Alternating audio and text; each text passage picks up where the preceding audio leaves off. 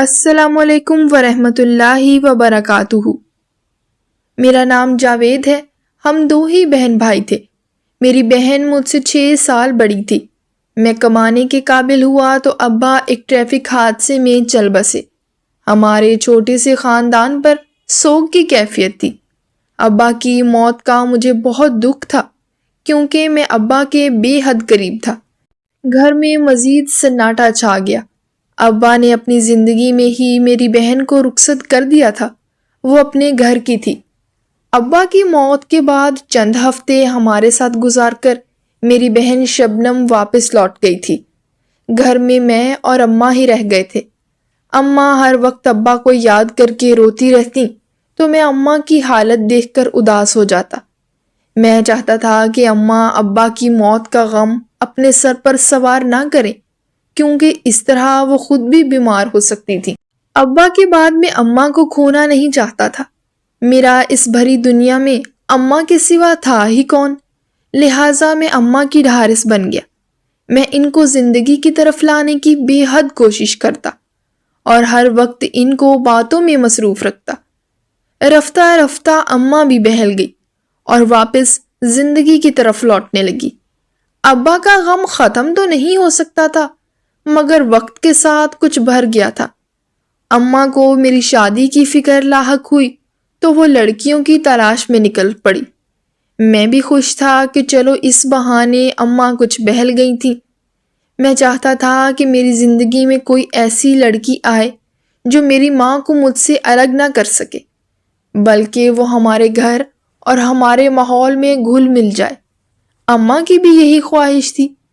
اماں نے اپنے کافی جاننے والیوں کو لڑکی کے لیے کہہ رکھا تھا اور بالآخر ایک دن اماں کی تلاش ختم ہوئی اور اماں نے میری بہن کے سسرالی رشتہ داروں کی بیٹی کو میرے لیے پسند کر لیا۔ اماں نے مجھ سے میری رائے پوچھی تو بھلا مجھے کیا اعتراض ہونا تھا۔ میں اماں کی پسند اور مرضی میں خوش تھا۔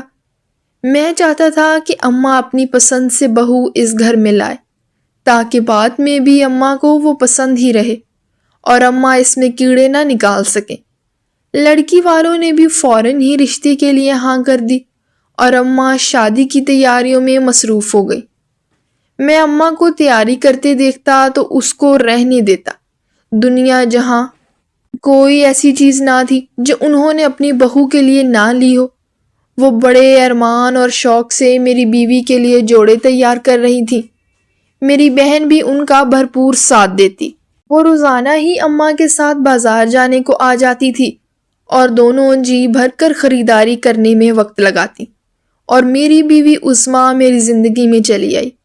عظمیٰ ایک ہنسمکھ اور زندہ دل لڑکی تھی۔ اس نے میری زندگی خوشیوں سے بھر دی تھی۔ اس نے جلدی ہی اپنا مقام میرے دل میں اور اس گھر میں بنا لیا۔ وہ اماں کی بہت عزت اور خدمت کیا کرتی تھی اور اماں کے آگے پیچھے گھومتی۔ مجھے اس سے کبھی کسی قسم کی کوئی شکایت نہ ہوئی تھی۔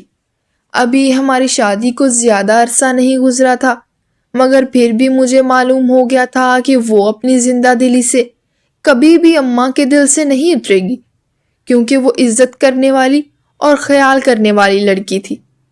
وہ دل کی بہت اچھی تھی۔ مجھے اس کے بارے میں کافی کچھ اندازہ ہو چکا تھا۔ مجھے اپنی قسمت پر یقین نہیں آتا تھا کہ مجھے اتنی اچھی بیوی ملی تھی جس نے آ کر میرے گھر کو جنت بنایا اور میری شخصیت کو مزید نکھار دیا تھا۔ وہ ہر کام وقت پر کرتی۔ اس میں سلیقہ اور طریقہ کوٹ کوٹ کر بھرا ہوا تھا۔ دفتر میں بھی سبھی لوگوں نے محسوس کیا کہ میرے اندر کتنی واضح تبدیلی آئی تھی۔ مجھے کھانے کا ہمیشہ وقفہ ملتا اور کپڑے دھلے ہوئے تیار ملتے تو مجھے دفتر پہنچنے میں بھی کسی قسم کی تاخیر نہ ہوتی۔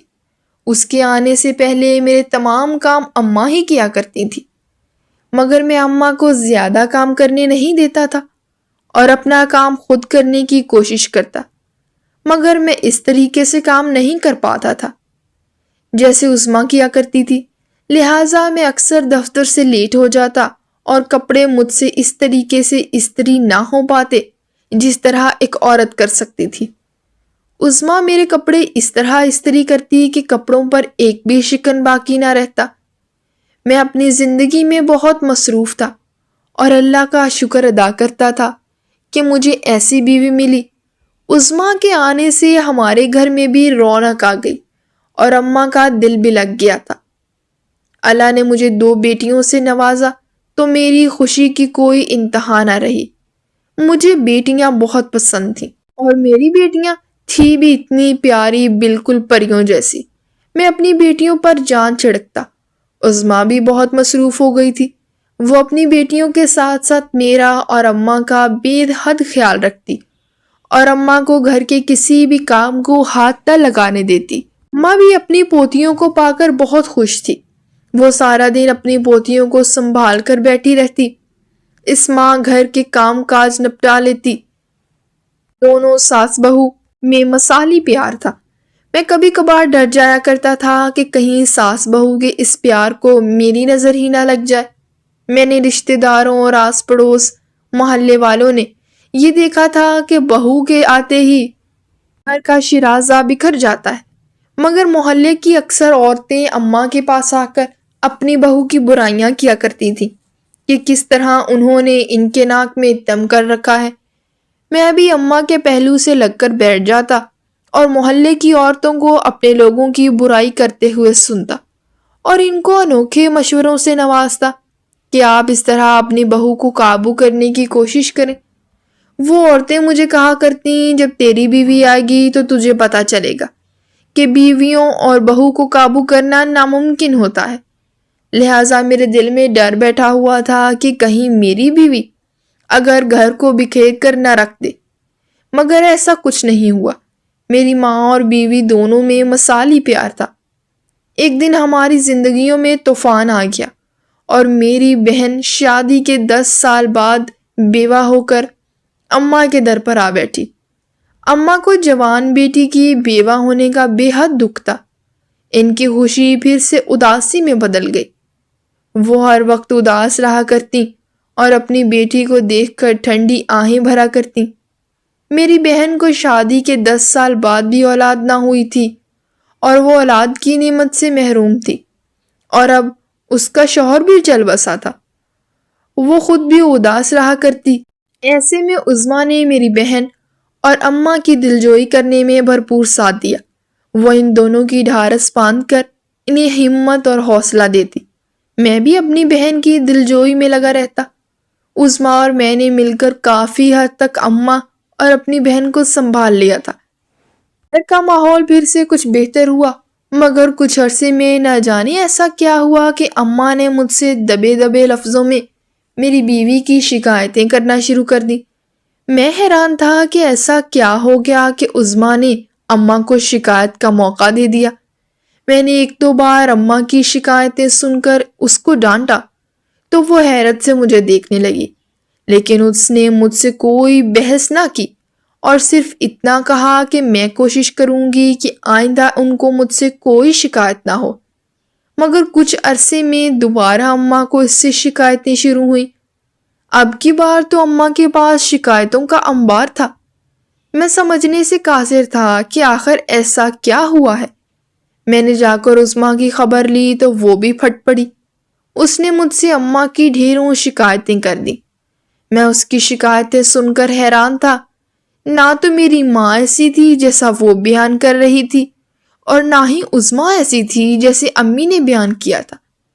میں ان دونوں کو اچھی طرح جانتا تھا اور ان کے آپس کے تعلقات کی ہمیشہ تعریف کیا کرتا تھا، مگر یہ کیا ہو گیا تھا، میں سمجھنے سے قاصر تھا۔ میں نے عظمیٰ کو سمجھانے کی کوشش کی، مگر اس کے تیور دیکھ کر نہیں لگ رہا تھا کہ وہ میری بات سننے کو تیار تھی یا وہ میری بات سے متفق تھی۔ اس کی طرف سے مایوس ہو کر میں نے اماں کو سمجھانے کا بیڑا اٹھایا، مگر اماں تو میری بات سن کر حیرت سے گنگ رہ گئیں۔ اچھا، تو تم اب اپنی بیوی کی طرفداری کرو گے؟ اماں کا جملہ سن کر میں حیران تھا۔ ایسا نہیں ہے اماں، میں نے اماں کو سمجھانے کی کوشش کی۔ میں تو صرف یہ چاہتا ہوں کہ گھر میں پہلے جیسی فضا قائم ہو۔ ایسا ممکن نہیں، تمہاری بیوی کے تیور بدل گئے ہیں، شاید اس کو میری بیٹی کا یہاں رہنا پسند نہیں آیا، مگر وہ اور کہاں جائے گی؟ اس کے باپ کا گھر ہے اور اس گھر میں اس کا بھی حصہ ہے۔ میں حیران ہو کر اماں کی بات سن رہا تھا۔ بھلا عظمیٰ کو میری بہن کے یہاں رہنے سے کیا اعتراض ہو سکتا تھا؟ میں جانتا تھا کہ اس گھر میں میری بہن کا بھی حصہ تھا، تو میں نے اور نہ کبھی عظمیٰ نے اس کو یہاں سے جانے کے لیے کہا تھا، مگر میں اماں کو قائل نہ کر سکا اور وہ اپنی ایک بات پر قائم رہی اور میں چپ چاپ وہاں سے اٹھ آیا۔ گھر میں کشیدگی کی فضا قائم تھی۔ عظمیٰ چپ چاپ گھر کے کاموں میں مصروف رہتی۔ میں اسے بلانے کی کوشش کرتا تو مجھے بھی کاٹ کھانے کو دوڑتی۔ نہ جانے اس کا مزاج اتنا تنگ کیسے ہو گیا تھا۔ وہ تو ہنس مکھ اور شگفتہ مزاج والی لڑکی تھی، مگر اماں صحیح کہتی تھی، اس کے تیور بدل گئے تھے۔ دوسری طرف اماں بھی ہر وقت شکایتوں کا انبار لیے موجود ہوتی اور وہ بھی منہ ہی منہ میں نہ جانے کیا کیا بڑبڑاتی رہتی۔ کچھ ہی دنوں میں بحث و تکرار کے ساتھ لڑائیوں تک نوبت آ پہنچی تھی۔ عظمیٰ اور میری بہن کے درمیان وہ لڑائی ہوتی کہ محلے والے بھی اپنے گھروں سے سر نکال کر جھانکنے لگتے کہ آواز کس گھر سے آ رہی ہے۔ میں نے اس موقع کو سمجھانے کی بے حد کوشش کی کہ اس طرح لڑنا بہت بری بات ہوتی ہے۔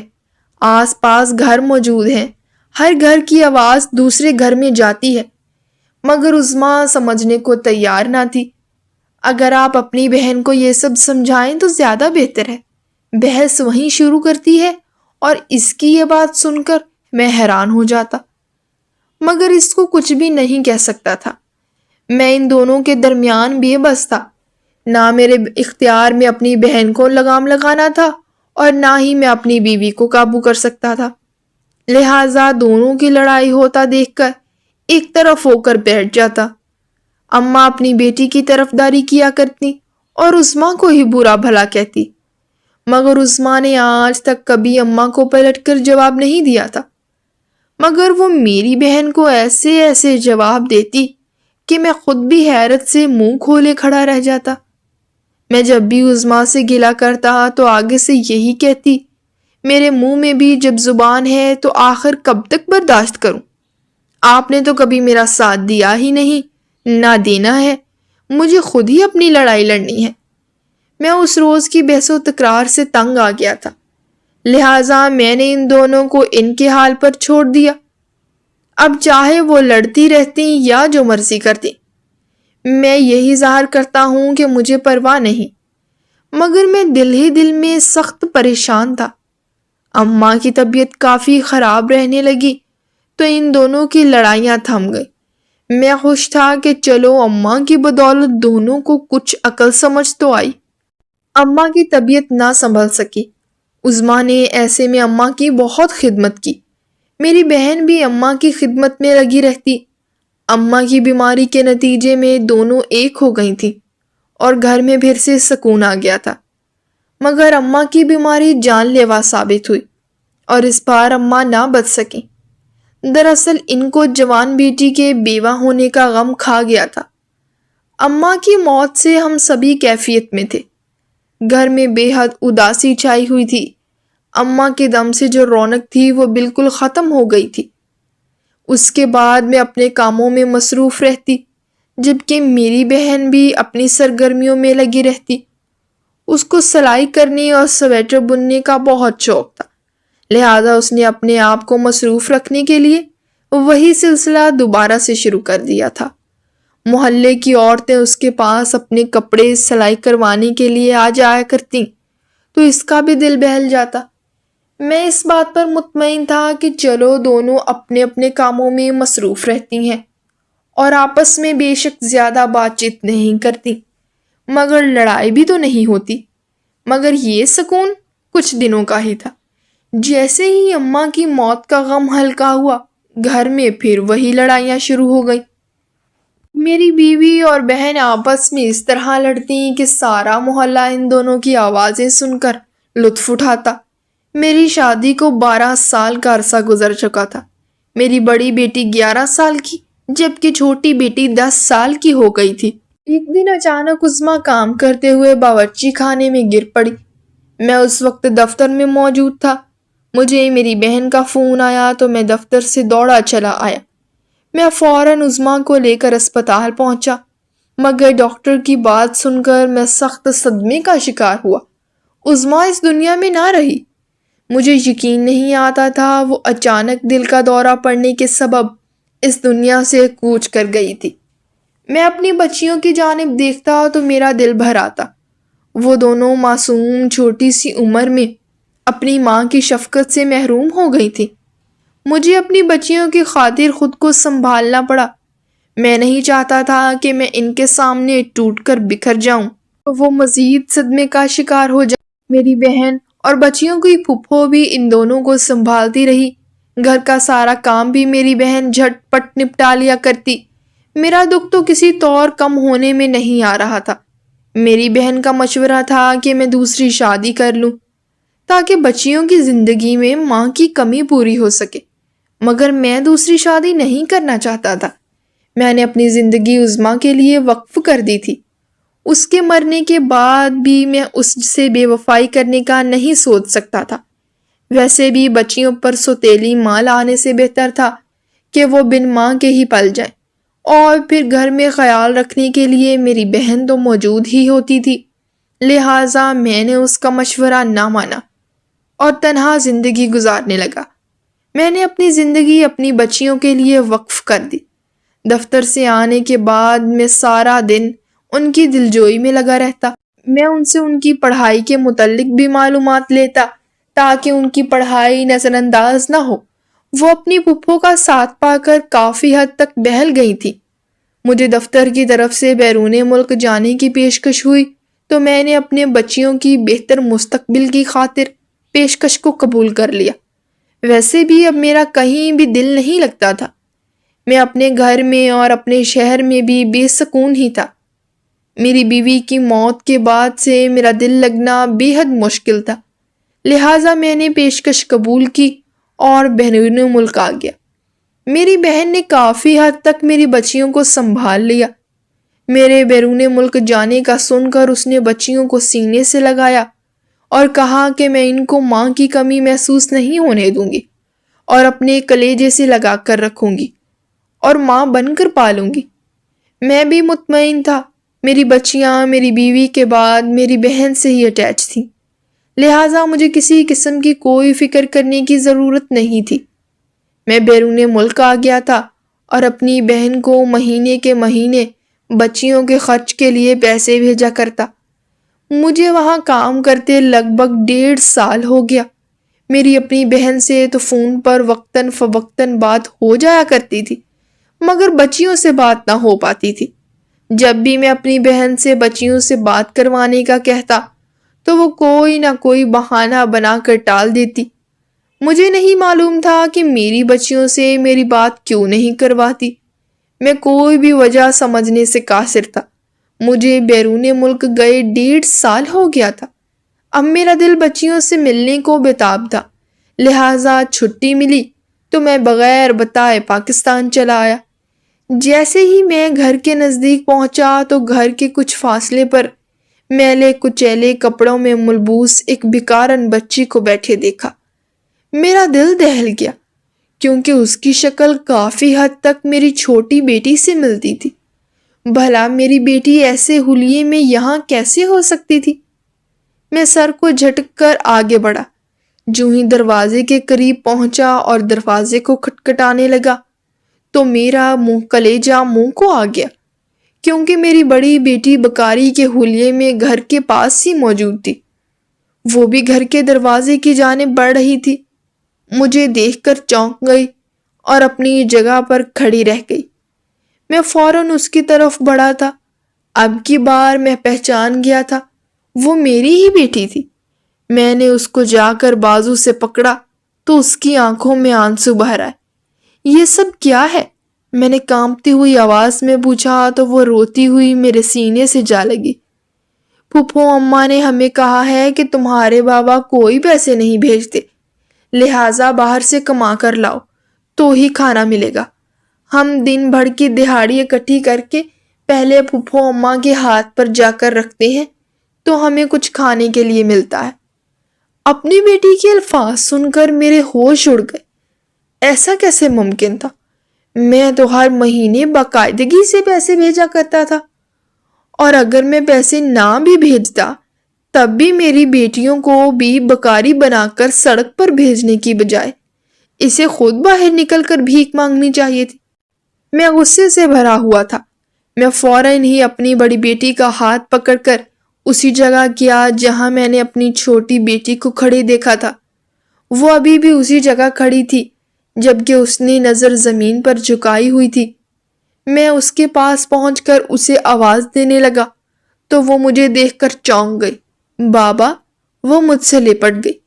میں اپنی دونوں بیٹیوں کو باہوں میں بھرے آنکھوں میں آنسو لیے گھر کی طرف چل دیا۔ میں نے دروازے پر دستک دی تو میری بہن نے دروازہ کھولا۔ وہ مجھے اپنے سامنے کھڑا دیکھ کر حیران رہ گئی، جبکہ میری دونوں بیٹیاں بھی کیسے حلیے میں میرے ارد گرد کھڑی تھیں۔ میری بہن کے چہرے کے رنگ ہی اڑ گئے تھے۔ تم کب آئے؟ وہ مجھ سے پوچھنے لگی۔ میں نے اس کی بات کا کوئی جواب نہ دیا اور غصے سے اندر داخل ہو گیا۔ میں نے دروازہ بند کیا اور اپنی بہن پر چڑھ دوڑا۔ تمہیں شرم نہیں آتی میری بیٹیوں سے بھیک منگواتے ہوئے؟ میں ہر مہینے کے مہینے خرچے کے پیسے بھیجتا تھا، کہاں ہے وہ پیسے؟ تم ان کے ساتھ کیا کرتی ہو جو تمہیں میری بیٹیوں کو 2 وقت کا کھانا دینے کے لیے بھی ان سے بھیک منگوانا پڑی؟ میرا بس نہیں چل رہا تھا کہ میں اپنی بہن کو جان سے ہی مار ڈالوں، مگر اماں نے میری ایسی تربیت نہیں کی تھی کہ میری بہن نے جو کچھ کیا میری بیٹیوں کے ساتھ میرے لیے قابل قبول نہیں تھا۔ میرا بس چلتا تو ابھی کے ابھی اپنی بہن کو گھر سے نکال کر چلتا کر دیتا، مگر وہ بھی کہاں جاتی؟ اس کا میرے سوا کوئی ٹھکانہ نہیں تھا، لہٰذا اس کو بھی ایسے ہی بھیک مانگنی چاہیے جیسے اس نے میری بچیوں کو بھیک منگوائی۔ میں یہ سب سوچتے ہوئے غصے میں زور زور سے بول رہا تھا، جبکہ وہ چپ چاپ کھڑی مجھے دیکھ رہی تھی۔ مجھے نفرت ہے تمہاری بچیوں سے، شدید نفرت ہے، وہ بولی تو میں حیران ہو کر اس کا چہرہ دیکھنے لگا۔ یہ تم کیا کہہ رہی ہو؟ اتنی چھوٹی بچیوں سے نے تمہارا کیا بگاڑا ہے جو تم ان سے نفرت کی انتہا پر پہنچ گئی ہو؟ ان کو فقیر ہی بنا دیا کیونکہ یہ عظمیٰ کی بچیاں ہیں، وہ سکون سے بولی۔ تو میں چونک گیا۔ کیا مطلب کہ عظمیٰ کی بچیاں ہیں؟ تم عظمیٰ سے اس طرح کی نفرت کرتی تھی کہ تم نے اس کی بچیوں کو اس حال تک پہنچا دیا؟ مجھے بالکل بھی معلوم نہیں تھا۔ تم نے تو ضمانت لی تھی کہ تم ان بچیوں کو ماں بن کر پالو گی۔ کیا ماں اپنی اولاد کے ساتھ ایسا سلوک کرتی ہے؟ اور تم یہ بھول گئی کہ عظمیٰ کی بچیوں کے ساتھ ساتھ یہ میری بچیاں بھی ہیں۔ عظمیٰ میرا گھر برباد کرنے کی ذمہ دار تھی، اس نے مجھے بربادی کی تہ تک پہنچا دیا تھا، پھر میں اس کی بچیوں کو کیوں نہ تباہ و برباد کرتی؟ نہ جانے وہ کیا بول رہی تھی، مجھے لگ رہا تھا کہ اس کا دماغ خراب ہو گیا ہے۔ وہ گھر میں اکیلی تھی، اسی لیے مجھے لگ رہا تھا کہ اس کا دماغ خراب ہو گیا ہے۔ تم پاگل تو نہیں ہو گئی؟ کیا کہی جا رہی ہو؟ میں غصے میں دھاڑا، مگر اس کے سلوک میں کوئی فرق نہیں آیا تھا۔ وہ پرسکون سا چہرہ لیے کمر پر ہاتھ رکھے کرسی پر جم کر بیٹھ گئی، جبکہ میں حیران و پریشان کھڑا اسے دیکھتا رہ گیا۔ شادی کے 10 سال بعد تک میں اولاد کی نعمت سے محروم رہی تھی۔ میرا شوہر چاہتا تھا کہ وہ دوسری شادی کر لے۔ اس کی ماں نے اس کے کانوں میں یہ بات ڈال دی تھی کہ وہ اپنے رشتہ داروں کی لڑکی عظمیٰ کو اس کے لیے بیاہ کر لے کر آئیں گی۔ اس کا نام سن کر اس کی بھی رال ٹپک گئی، کیونکہ وہ بے حد خوبصورت تھی، لہٰذا وہ چاہتا تھا کہ وہ بھی عظمیٰ سے شادی کر لے۔ عظمیٰ کا گھرانہ زیادہ کھاتا پیتا نہ تھا، جبکہ میرا شوہر ایک بہت ہی امیر و کبیر خاندان سے تعلق رکھتا تھا، لہٰذا اگر میرے شوہر کا رشتہ عظمیٰ کے لیے جاتا تو اس کے گھر والے انکار نہ کرتے۔ میں کسی صورت نہیں چاہتی تھی کہ میرا شوہر دوسری شادی کرے۔ اگر میں اولاد کی نعمت سے محروم تھی تو اس میں میرا کوئی قصور نہ تھا، یہ تو رب کی مرضی تھی۔ میں نے اس کو سمجھانے کی بہت کوشش کی، مگر وہ نہ مانا۔ اس نے یہی کہا کہ جیسے میری ماں باپ چاہتے ہیں میں ویسا ہی کروں گا۔ اور اگر وہ چاہتے ہیں کہ میں اولاد کے لیے دوسری شادی کروں تو میں دوسری شادی کر کے رہوں گا۔ میں اس کے رویے پر حیران تھی۔ میں نے اپنی طرف سے اس کی خدمت میں کبھی کوئی کمی نہیں آنے دی تھی، اور اس سب کا صلہ اس نے مجھے یہ دیا تھا کہ دوسری شادی کرنے کو تیار تھا۔ میں نے اپنے ساس سسر کی خدمت میں بھی کبھی کوئی کمی نہیں چھوڑی تھی، اور اپنی زندگی کے اچھے دن بھی ان کی خدمت میں گزارے تھے، جبکہ میرے کڑے وقت میں وہی میرے خلاف ہی ڈٹ کر کھڑے ہو گئے تھے اور اپنے بیٹے کو دوسری شادی کے لیے اکسا رہے تھے۔ میں بالکل تنہا تھی، میرا ساتھ دینے کو کوئی بھی تیار نہ تھا۔ میں نے اپنے شوہر کی منت سماجت تک کی، مگر وہ نہیں مانا، تو میں بھی ضد پر اتر آئی۔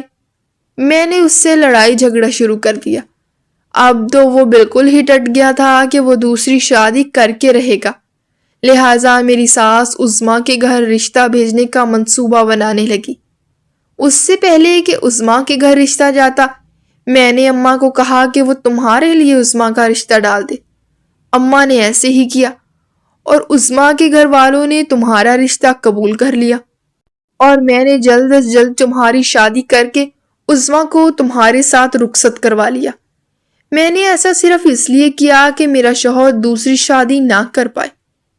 میرا شوہر میری چالاکی پر حیران و پریشان رہ گیا۔ اسے امید نہیں تھی کہ میں اس حد تک چلی جاؤں گی کہ اس کی دوسری شادی سے روکنے کے لیے اپنے بھائی کی شادی عظمیٰ سے کروا دوں گی، مگر میں یہ کر چکی تھی۔ وہ ہاتھ مسلتا رہ گیا۔ نہ کسی اور لڑکی سے دوسری شادی کروں گا، پر میں دوسری شادی کر کے ہی رہوں گا۔ میرے شوہر نے مجھے انگلی دکھا دکھا کر باخبر کر دیا تھا، مگر مجھے اب کوئی پرواہ نہ تھی، کیونکہ وہ کسی سے بھی دوسری شادی کرتا تو کرتا۔ میں نہیں چاہتی تھی کہ وہ عظمیٰ سے کسی صورت شادی کرے، کیونکہ میں جانتی تھی کہ عمر چند دنوں میں میرے ساس سسر اور میرے شوہر کے دل میں اپنا گھر کر لے گی۔ میں اس کے اچھے برتاؤ اور اس کی نرم دل کی قائل تھی۔ عظمیٰ کے علاوہ وہ مجھ پر کوئی بھی سوتن لے آتا، مجھے کوئی پرواہ نہ تھی۔ ایک دن ہمارا جھگڑا اتنا بڑا کہ میرے شوہر نے غصے میں آ کر مجھے طلاق دے دی، اور وہ گھر سے چلا گیا۔ وہ غصے سے گھر سے نکلا تھا، لہٰذا اپنی گاڑی کسی دوسری گاڑی میں ٹکرا بیٹھا اور حادثے کا شکار ہو کر زندگی سے چلا گیا۔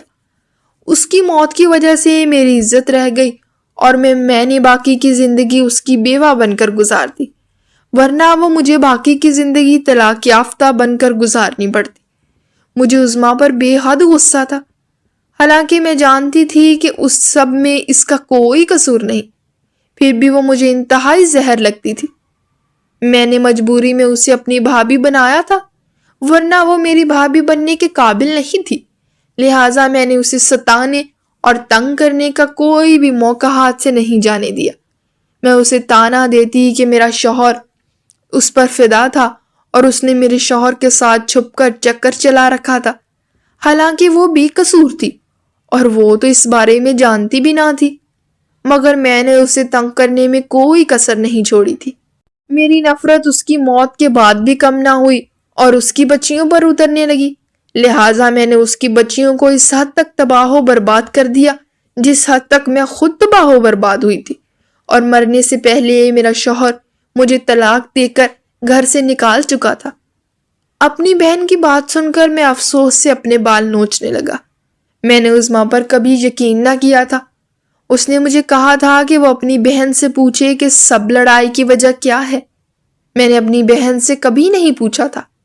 میں سوچ بھی نہیں سکتا تھا کہ میری بہن اس حد تک گر جائے گی کہ وہ اپنے مفاد کے لیے اس کے ساتھ اس قدر برا سلوک کرے گی، اور نفرت میں اس حد تک بڑھ جائے گی کہ اس کی بچیوں کو بھی نہیں بخشے گی۔ میرا دل تو چاہ رہا تھا اسے ہاتھ پکڑ کر گھر سے نکال دوں، مگر میں ایسا نہیں کر سکا۔ وہ جیسی بھی تھی تو میری بہن ہی، لہٰذا میں اپنی بچیوں کی خود ہی خبر گیری رکھوں، یہی بہتر تھا۔ میں اپنی بہن کو گھر سے نکال نہیں سکتا تھا، لہٰذا میں نے گھر کے درمیان میں دیوار بنا دی، 2 حصے کر دیے، اور ایک حصہ اپنی بہن کو دے دیا، اور دوسرے حصے میں اپنی بچیوں کے ساتھ رہنے لگا۔ میں نے دوبارہ بیرون ملک جانے کا ارادہ منسوخ کر دیا تھا، اور ادھر ہی رہ کر اپنی بچیوں کی بہترین تربیت کرنے لگا۔ میں نہیں چاہتا تھا کہ وہ دوبارہ کبھی ایسی صورتحال سے گزرے، خواہش صرف اتنی ہے کہ کچھ الفاظ لکھوں جس سے کوئی گمراہی کے رستے پر جاتے جاتے رک جائے، اور نہ بھی رکے تو سوچ میں ضرور پڑ جائے۔ دوستو، امید کرتی ہوں کہ آپ کو یہ ہماری کہانی پسند آئی ہوگی۔ کہانی پسند آئی ہو تو ویڈیو کو لائک کریں، کمنٹ کریں، شیئر کرنا بالکل بھی نہ بھولیں، اور ہاں، اگر آپ اس چینل پر نئے ہیں تو اس چینل کو سبسکرائب ضرور کریں اور نوٹیفیکیشن کو ضرور دبائیں تاکہ آنے والی کہانی سب سے پہلے آپ کو مل سکے۔ ملتے ہیں کل ایک نئی اور دلچسپ کہانی کے ساتھ۔ اللہ حافظ۔